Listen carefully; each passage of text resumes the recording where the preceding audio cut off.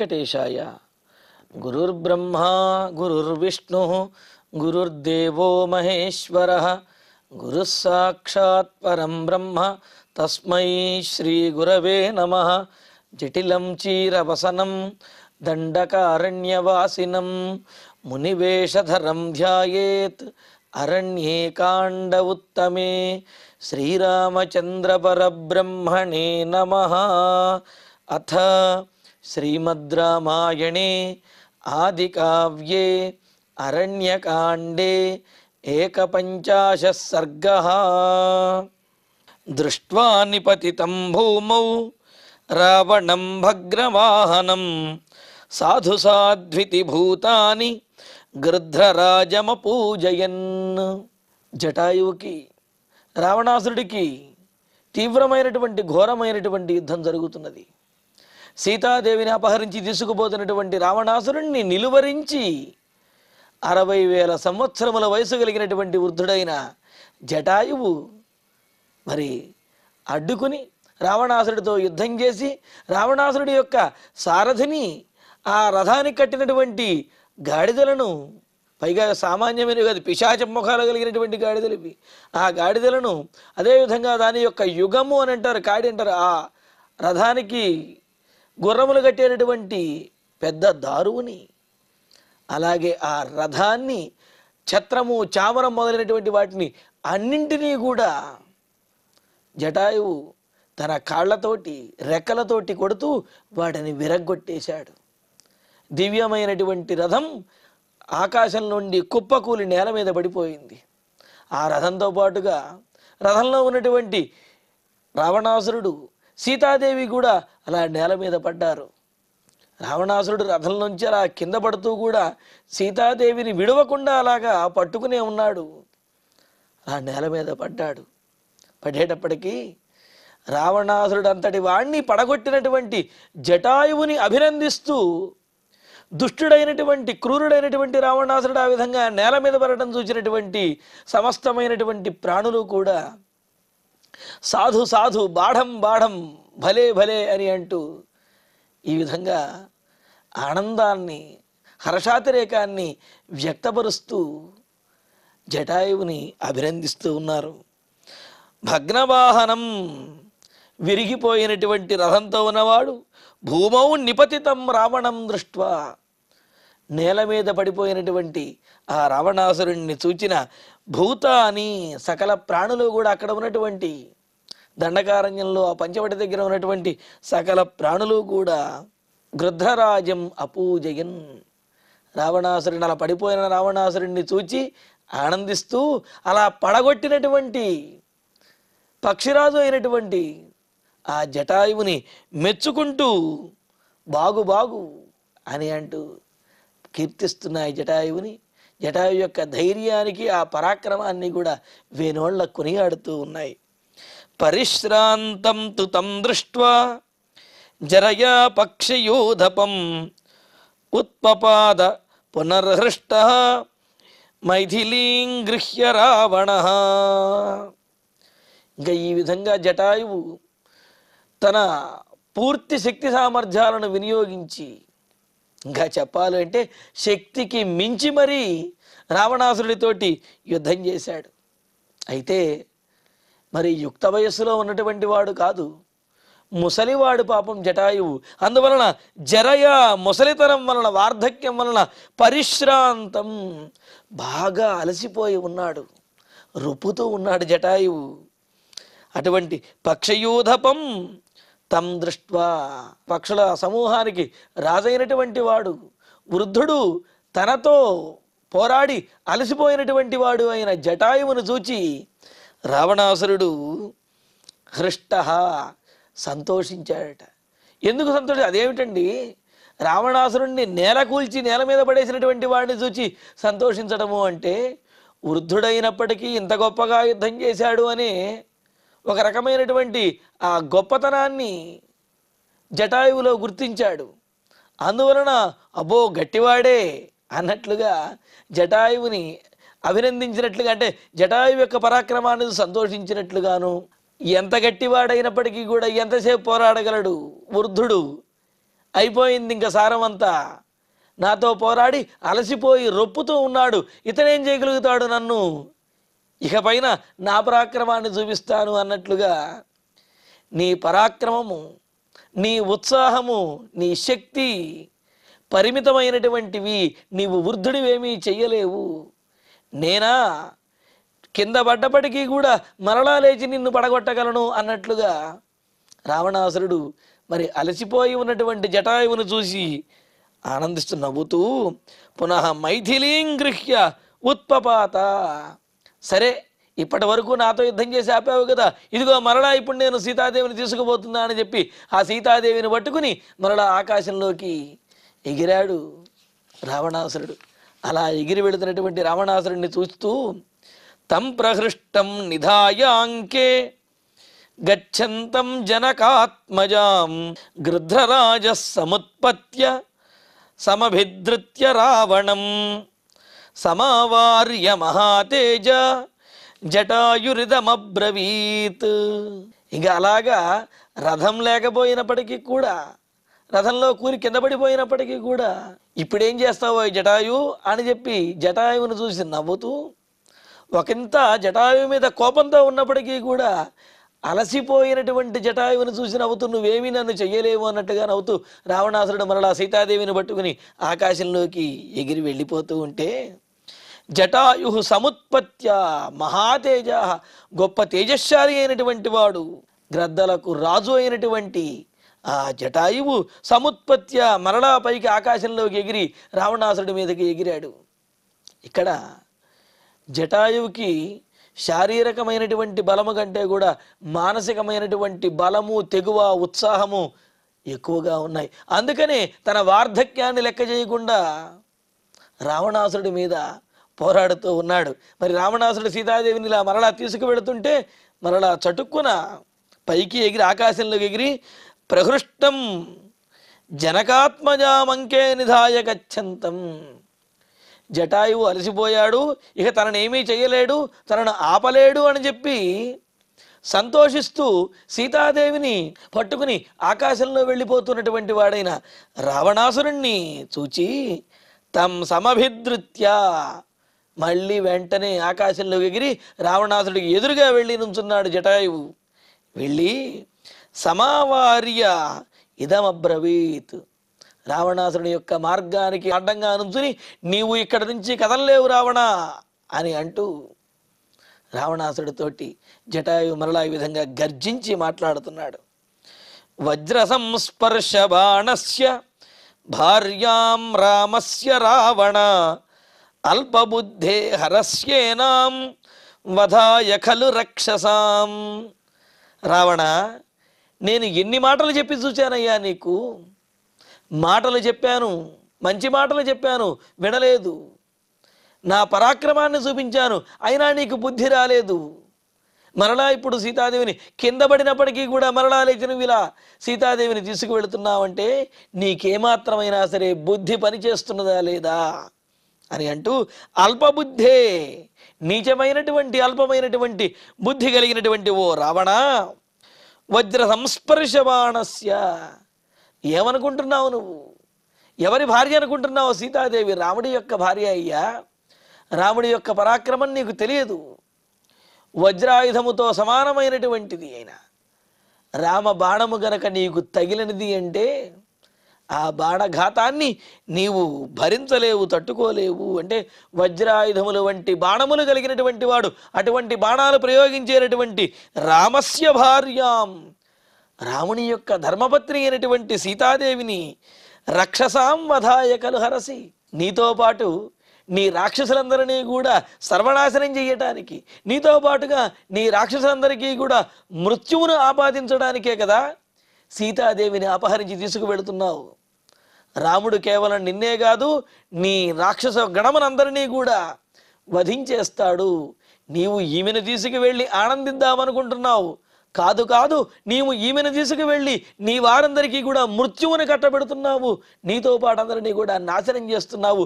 స్వయం నష్ట పరాం నాశయతి అన్నట్లుగా నీవు నష్టపోతూ నీ రాక్షస సమూహాన్ని కూడా, రాక్షసులందరినీ కూడా నష్టపరుస్తున్నావు. అందరికీ అపాయాన్ని తెచ్చిపెడుతూ ఉన్నావు. రాముడు సామాన్యమైన వాడు కాదు, రామ బాణానికి ఎదురు లేదు. కావున సీతాదేవిని విడిచిపెట్టు అని చెప్పి మరలా హెచ్చరిస్తూ, అలా కాకుండా విడిచిపెట్టనంటావా? ఎలా ఉంటుందంటే, సమిత్రబంధు సామాత్య సబల సపరిచ్ఛద విషపానం పిబస్యేతత్ పిపాసిత ఇవోదకం. బాగా దాహంతో ఉన్నటువంటి వాడు మంచినీళ్లు తాగాలి అనే తొందరలో విషాన్ని గడగట తాగినట్లుగా, నీవు కామంతో ఉన్నటువంటి నీవు ఏదో అందాన్ని ఆస్వాదించాలి అనే ఆలోచనతోటి కామాంధుడివైపోయి సీతాదేవిని అపహరిస్తున్నావు. కానీ నీ కామవాంఛ తీరటమో నీకు ఆనందం కలగటమో కాదు, నీ వారందరితో సపరివారంగా నీవు నశించిపోతావు అని అంటున్నాడు.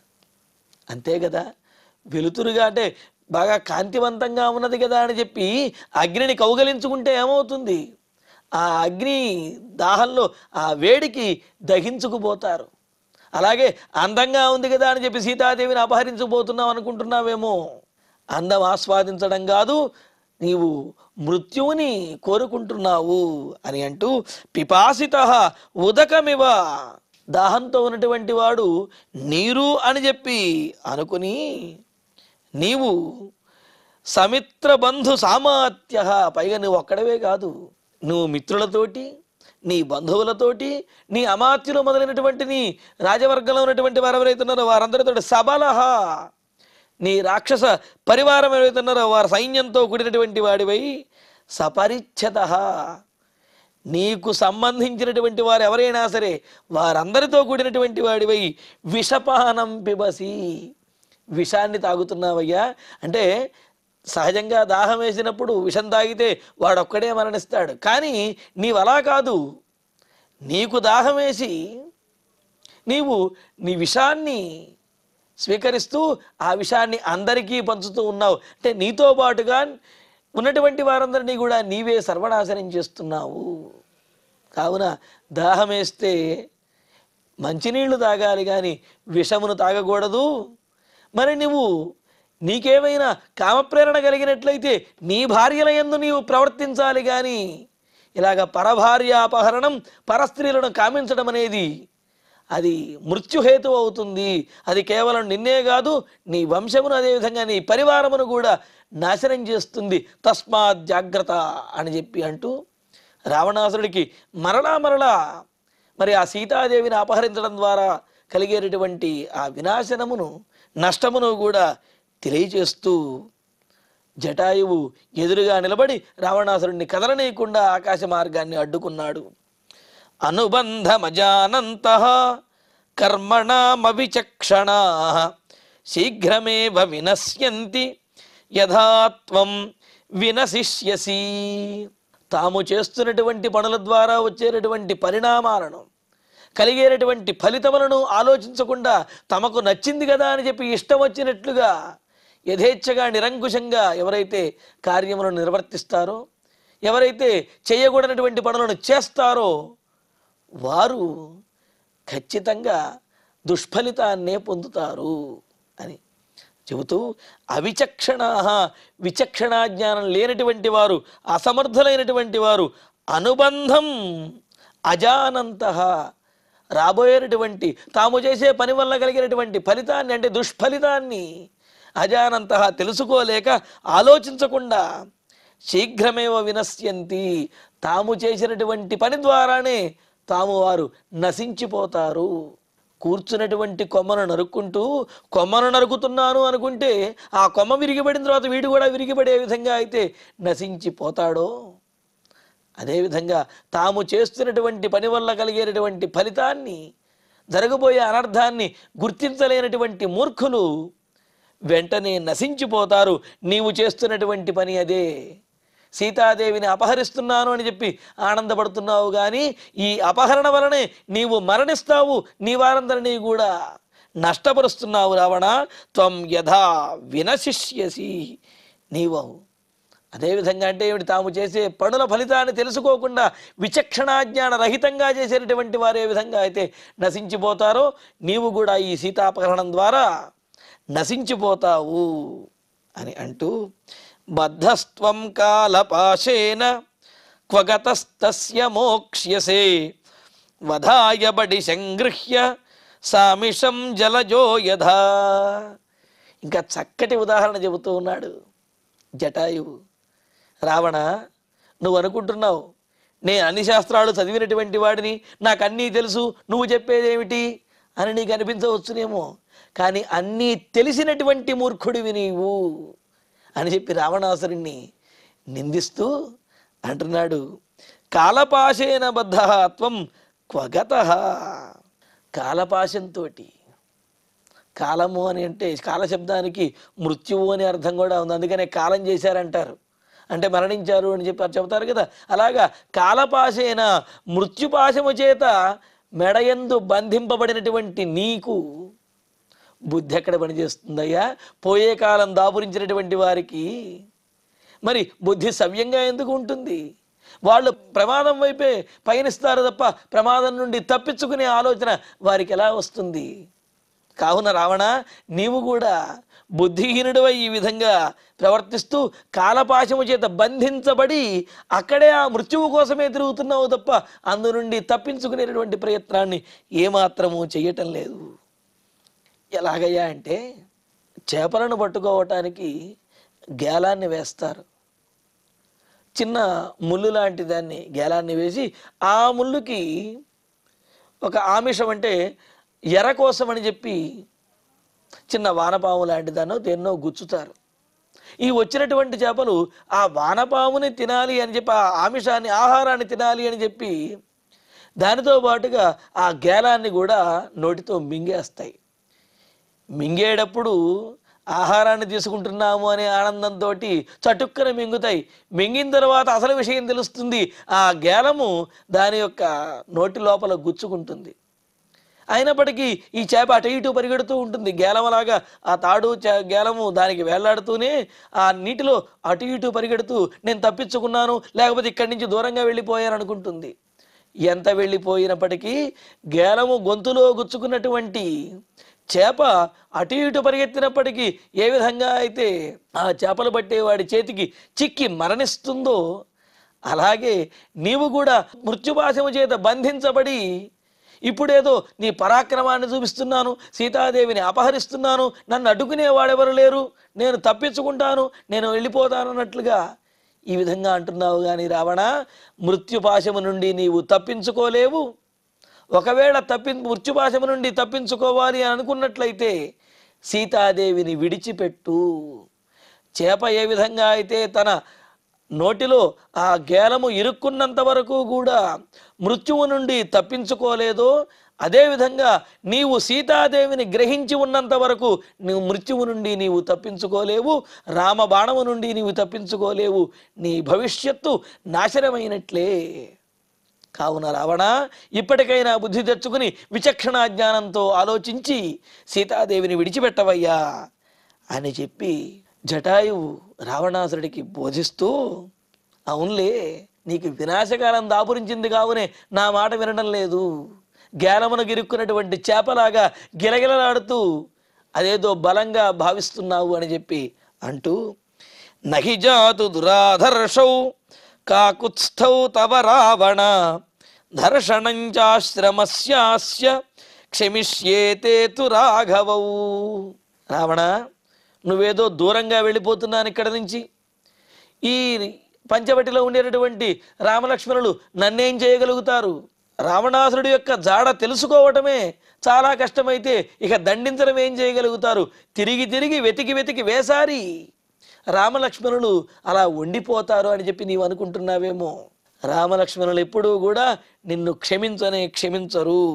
రావణ, దురాధర్షౌ, ఎదిరింపశక్యము కానటువంటి గొప్ప పరాక్రమం కలిగిన వారు, కకుస్థ వంశంలో జన్మించినటువంటి వారు. ఈ మాట ఎందుకు ప్రత్యేకంగా చెబుతున్నారు అంటే, కకుస్థుడు మరి ఆ వంశంలో, రాముడి యొక్క వంశంలో పూర్వీకుడు. ఆయన రాక్షసులతో యుద్ధం చేయటానికి ఇంద్రుని చేత ప్రార్థింపబడ్డాడు. ఇంద్రుడు అడిగాడు, సహాయంగా ఉండమని అడిగితే అప్పుడు కకుత్సుడు అంటాడు, మరి రాక్షసులతో చేసేటటువంటి భీకరమైన యుద్ధంలో నాకు సరైనటువంటి వాహనం ఉండాలి, నా పరాక్రమాన్ని తట్టుకునేటువంటి వాహనం కావాలి అని అడిగితే అప్పుడు ఇంద్రుడే ఒక వృషభ రూపంలో మారి కకుత్సుడికి వాహనం అవుతాడు. అయితే అప్పుడు ఆ వృషభం మీద నిలబడి కకుత్సుడు రాక్షసులతో యుద్ధం చేసి అందరినీ కూడా తుత్తునీయలుగా కొట్టి అందరినీ కూడా రాక్షసులను వధించేస్తాడు. అలాగా ఇంద్రుడంతటి వాడినే వాహనంగా చేసుకుని రాక్షసులందరినీ కూడా చెండాడినటువంటి కకుత్సుని యొక్క వంశంలో పుట్టినటువంటి వాడు రామచంద్రుడు. కావున నిన్ను చీల్చి చెండాడటంలో రామచంద్రుడు ఏమాత్రమూ కూడా వెనకాడడు అని చెబుతూ దురాదర్శవు కాకుత్స్థవు రాఘవవుతూ రఘువంశంలో జన్మించిన వాడయ్యా. రఘుమహారాజు ఏ విధంగా అయితే సమస్తమైనటువంటి దిక్కులను కూడా జయించాడో అలాగే రామచంద్రుడు కూడా సమస్తమైనటువంటి లోకములను కూడా జయించడంలో సామర్థ్యం కలిగిన వాడు. మరి అందులో ఒక భాగమైనటువంటి నీ లంకా నగరాన్ని నిన్ను జయించడం రాముడికేమీ కష్టము కాదు అని చెప్పి అంటూ తవ అస్య ఆశ్రమస్య దర్శనం, సీతాదేవిని ఈ విధంగా అపహరించుకుపోవటం, ఈ ఆశ్రమం దగ్గరికి వచ్చి ఈ విధంగా అనుచితంగా ప్రవర్తించడం, వీటిని రామలక్ష్మణుడు ఏమాత్రము సహించరు, నిన్ను క్షమించరు, నీకు తగినటువంటి బుద్ధి చెప్పి తీరుతారు. కావున తవ అస్య దర్శనం జాతున నహి క్షమిష్యేతే, ఏనాటికి కూడా నిన్ను క్షమించరు, నిన్ను విడిచిపెట్టరు రామలక్ష్మణుడు అని అంటూ యథాత్వయా కృతం కర్మ భీరుణా లోకగర్హితం తస్కరాచరితో మార్గ నైష వీర నిషేవిత. రావణ, నువ్వేదో గొప్ప పరాక్రమవంతుణ్ణి అని, 10 శిరస్సులు కలిగినటువంటి వాడిని అని, అన్ని ఆయుధములు కలిగిన వాడిని, దివ్యమైన రథం కలిగిన వాడిని, రాక్షసులకు చక్రవర్తిని అని చెప్పి చెప్పుకుంటూ ఒక దొంగ చేసేటటువంటి పని చేస్తున్నావయ్యా. నీవు పరాక్రమవంతుడు అయితే రాముడిని ఓడించి సీతాదేవిని గ్రహించి తీసుకువెళ్ళవచ్చుగాక. కానీ నీవు అలా కాదు, రాముడు లేనటువంటి సందర్భంలో అబలయైనటువంటి ఒక స్త్రీని ఈ విధంగా ఆ సీతాదేవిని అపహరించి తీసుకుపోతున్నావంటే ఇది పరాక్రమమో రాజరికమో కాదు, ఇది దొంగతనం అంటారు అని అంటూ లోకగర్హితం, లోకంలో ఉన్నటువంటి అందరి చేత కూడా నిందించబడేటటువంటి కర్మ ఇటువంటి పనిని, సీతాపహరణం అనే ఈ దారుణమైనటువంటి పనిని నువ్వు ఎలా చేస్తున్నావు? భీరుణాత్వయా యథాకృతం, భయపడుతూ పిరికివాడిలాగా నీవు పని చేస్తున్నావు. రాజరికంతోటో పరాక్రమంతోటో ధైర్యంతోటో నువ్వు సీతాదేవిని అపహరించడం లేదు, భయంతో పిరికితనంతో. రాముడు కనుక వస్తే సీతాదేవిని ఏమీ చేయలేను, రాముడి చేతిలో వధించబడతానేమోనన్న పిరికితనంతో నువ్వు ఈ విధంగా సీతాదేవిని అపహరించుకుపోతూ ఉన్నావు. నువ్వు చేసినటువంటి ఈ పని తస్కరాచరిత, దొంగల చేత చేయబడినటువంటి పని అయ్యా. దొంగలు ఏ విధంగా అయితే ఎవరైనా చూస్తే తిడతారేమో, కొడతారేమో, చంపేస్తారేమోనన్న భయంతో ఏ విధంగా అయితే ఎవరో చూడకుండా ఆ వస్తువుని దొంగిలించి తీసుకుపోతారో అలా దొంగల వలె నువ్వు కూడా దొంగలాగా సీతాదేవిని అపహరించి తీసుకువెడుతున్నావు. మార్గ ఏష వీర నిషేవిత నా, నీవు ఈ విధంగా తీసుకువెళ్ళేటటువంటి ఈ మార్గము, ఈ పద్ధతి ఏదైతే ఉందో ఏ వీరుడు కూడా ఇటువంటి పని చేయుడు. పైగా నువ్వు లోకవీరుడిని, లోకైక వీరుడిగా చెప్పుకుంటూ లోకంలో ఉండేటటువంటి ఏ ఒక్క వీరుడు కూడా చేయనటువంటి ఇలా నీచమైనటువంటి దొంగతనం వంటి పనిని నువ్వు ఇలా చేస్తున్నావు. ఎవరు కూడా దీన్ని ఒప్పుకోరు, అందరూ నిందించి తీరుతారు, నిన్ను నీచంగా చూస్తారు అని అంటూ, సరే ఇన్ని చెప్పినప్పటికీ నువ్వు వినిపించుకోకుండా సీతాదేవిని తీసుకువెళ్తానంటావా? ఇదిగో నాలో ఇంకా చేవ చావలేదు, నా శక్తి ఏమీ తగ్గలేదు, నిన్ను మట్టి కరిపిస్తాను అని చెప్పి జటాయువు తాను చెప్పదలిచినటువంటి మాటలు 4 చెప్పి మరలా రావణాసుడితోటి యుద్ధానికి సిద్ధపడిపోయాడు.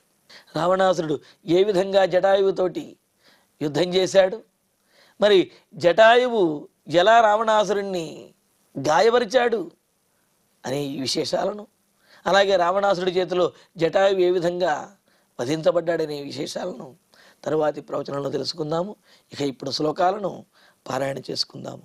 దృష్ట్వా నిపతితం భూమౌ రావణం భగ్నవాహనం సాధు సాధ్వితి భూతాని గృధ్రరాజమపూజయన్ పరిశ్రాంతం తు తం దృష్ట్వా జరయా పక్షియూధపం ఉత్పపాత పునర్హృష్టః మైథిలీం గృహ్య రావణః తం ప్రహృష్టం నిధాయాంకే గచ్చంతం జనకాత్మజాం గృధ్రరాజः సముత్పత్య సమభిధృత్య రావణం సమావార్య మహాతేజా జటాయురిదమబ్రవీత్ వజ్రసంస్పర్శబాణస్య భార్యాం రామస్య రావణ అల్పబుద్ధే హరస్యేనాం వధాయ ఖలు రక్షసాం సమిత్రబంధుః సామాత్యః సబలః సపరిచ్ఛదః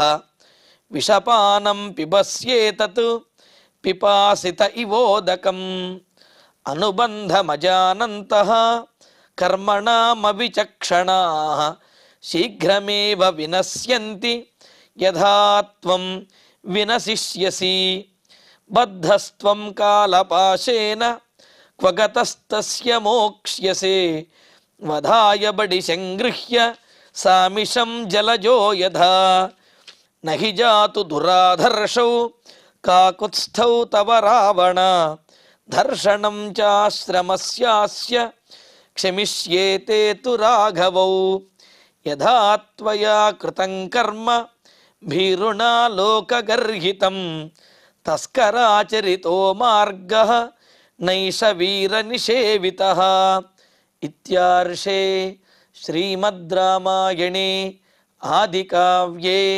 అరణ్యకాండే ఏకపంచాశే సర్గే నవశ్లోకాః. ఇక ఇప్పుడు క్షమాప్రార్థన మంగళాంతంగా ఈనాటి ప్రవచన పారాయణ కార్యక్రమాన్ని పరిపూర్ణం చేసుకుందాం. యదక్షరపదభ్రష్టం మాత్రాహీనం తు యద్భవేత్ తత్సర్వం క్షమ్యతాం దేవ నారాయణ నమోస్తుతే. కాయేన వాచా మనసేంద్రియైర్వా బుద్ధ్యాత్మనా వా ప్రకృతే స్వభావాత్ కరోమి యద్యత్ సకలం పరస్మై నారాయణాయేతి సమర్పయామి. శ్రియః కాంతాయ కళ్యాణ నిధయే నిధయేర్ధినాం శ్రీవేంకట నివాసాయ శ్రీనివాసాయ మంగళం.